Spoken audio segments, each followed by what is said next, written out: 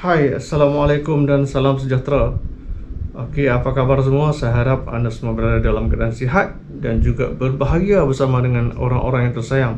Okey, hari ini berita baiknya adalah moratorium untuk rakyat dilanjutkan. Okey, moratorium untuk rakyat dilanjutkan. Seperti mana sedia kita maklum, pada sebelah pagi sampailah petang tadi ada berlaku perbahasan di peringkat dasar untuk meluluskan belanjawan 2021, dan pada sebelah petangnya Menteri Kewangan telah pun membuat penggulungan ataupun menjawab persoalan-persoalan yang ditimbulkan oleh ahli-ahli parlimen untuk kerajaan dan juga pembangkang, yang akhirnya membawa keputusan yang positif kepada rakyat. Seperti mana yang kita tahu, antara perkara-perkara penting pokoknya yang dipohon oleh ahli-ahli parlimen adalah satunya berkaitan dengan moratorium, yang keduanya adalah berkaitan dengan KWSP. Jadi apa yang dapat? Okey, moratorium ini apa yang dapat? Okey, yang pertamanya adalah golongan B40. Okey, golongan B40 anda layak untuk mendapat moratorium. Yang seterusnya adalah bagi perusahaan mikro. Okey, perusahaan mikro anda juga layak untuk mendapat moratorium lanjutan ini. Okey, untuk moratorium ni dia ada dua option. Okey, yang pertama, penangguhan ansuran bulanan selama 3 bulan. Okey, dalam tempoh 3 bulan tu kita boleh mengambil moratorium. Yang kedua, option kedua adalah pengurangan ansuran bulanan 50% selama 6 bulan. Okey, saya mudahkan anda faham begini. Untuk option yang pertama, kita boleh ambil moratorium itu untuk 3 bulan terus. Contohnya kita ada hutang dengan bank. Okey, dan kita bayar sebulan 500. So, bulan pertama 500, bulan kedua 500, bulan ketiga 500. Totalnya adalah 1500. Okey. Untuk option yang kedua adalah kita membayar separuh ataupun 50% daripada jumlah hutang kita dengan bank. Contohnya hutang kita dengan bank 500. Jadi bulan pertama kita bayar 200.5, okey, bulan kedua 200.5, bulan ketiga 200.5, bulan keempat sampailah bulan ke-6 200.5 kita bayar dekat bank.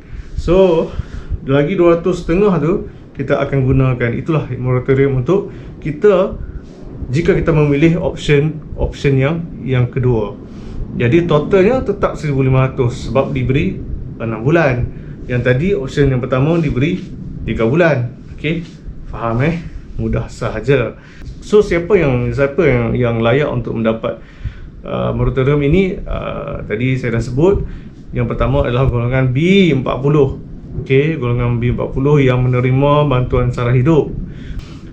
B40 negara kecil mikro ini, anda hanya perlu menghubungi bank bagi menentukan pilihan bantuan kewangan bersasar. Okey, anda layak just pergi ke bank, hubungi bank dan buatlah rundingan. So, Bank Negara Malaysia dalam kenyataan di Facebooknya menjelaskan bahawa penerima bantuan sara hidup ataupun bantuan prihatin nasional itu perlu memilih sama ada moratorium selama 3 bulan atau pengurangan ansuran bulanan sebanyak 50% untuk tempoh 6 bulan. Itu yang saya dah jelaskan tadi kan. Okay, anda hanya perlu menghubungi pihak bank dan nyatakan pilihan anda pada bila-bila masa mulai 23 November, okay, dah lepas dah, backdated dah, hingga 30 Jun 2021, dan kelulusan ini diberikan secara automatik.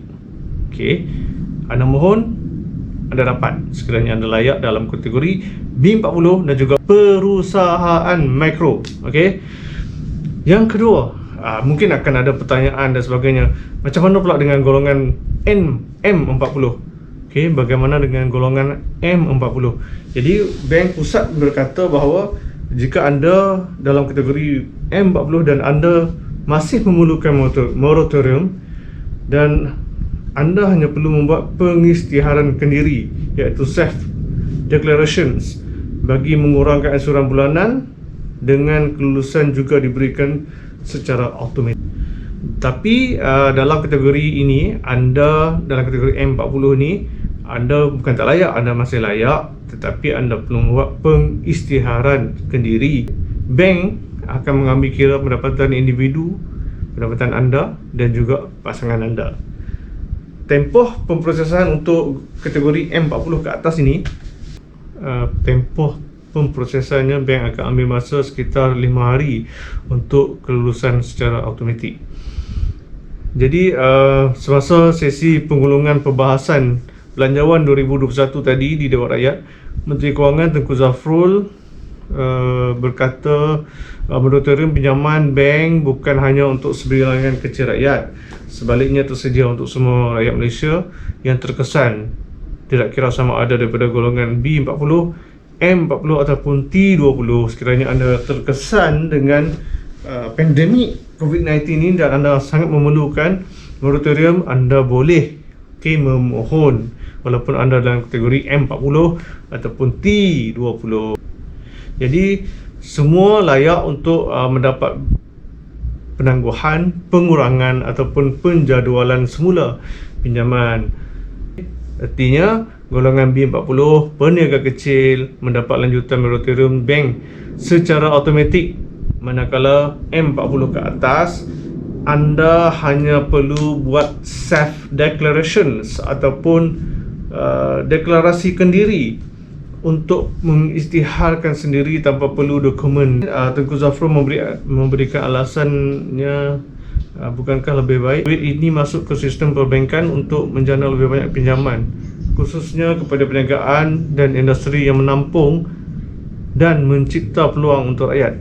Jadi inilah antara sebabnya mereka yang mampu wajar membayar balik pinjaman mereka. Maksudnya kita tak galakkan M40 dan juga T20 untuk membuat moratorium dengan alasan bahawa pihak M40 dan juga T20 ini perlu membayar, berkeupayaan untuk membayar, bukan perlu berkeupayaan untuk membayar kepada bank. Jadi bank boleh memberikan pinjaman kepada institusi perniagaan lain, dan institusi perniagaan ini akan menjana peluang pekerjaan kepada orang lain. Jadi untuk daripada segi ekonominya baguslah. Okey, itu saja yang aku nak kongsikan berkaitan dengan moratorium yang diberikan ataupun yang diluluskan di peringkat dasar di dalam Dewan Rakyat pada 26 hari bulan 11, 26 November. Kepada yang layak, jangan lupa untuk menghubungi bank. Kepada yang memerlukan juga, jangan malu-malu hubungi bank dan strukturkan semula moratorium anda. Okey, sekian. Kita jumpa di next video akan datang. Kita akan bercakap soal KWSP pula. Okey, Assalamualaikum.